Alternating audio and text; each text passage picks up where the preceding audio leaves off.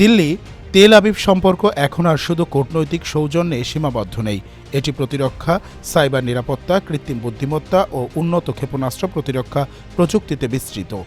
ভারত ইতোমধ্যে ইসরায়েলি সামরিক সরঞ্জামের অন্যতম বড় ক্রেতা। সম্ভাব্য প্রযুক্তির হস্তান্তর ও যৌথ উৎপাদনের আলোচনা পাকিস্তানের নিরাপত্তা মহলে উদ্বেগ বাড়িয়েছে। নেতানিয়াহুর ঘোষিত সম্ভাব্য আঞ্চলিক জোট কাঠামো ইসলামাবাদের দৃষ্টিতে তাৎপর্যপূর্ণ, কারণ পাকিস্তান একদিকে সৌদি আরব ও তুরস্কের সঙ্গে সম্পর্ক জোরদার করছে, অন্যদিকে ভারত ইসরায়েল ঘনিষ্ঠতা নতুন শক্তির ভারসাম্য তৈরি করছে।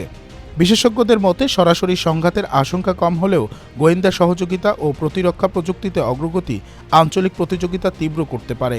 সব মিলিয়ে মোদির এই সফর দক্ষিণ এশিয়া ও মধ্যপ্রাচ্যে কৌশলগত পুনর্বিন্যাসের ইঙ্গিত দিচ্ছে, যার দীর্ঘমেয়াদী প্রভাব নিরাপত্তা ও কূটনীতির নতুন অধ্যায় রচনা করতে পারে।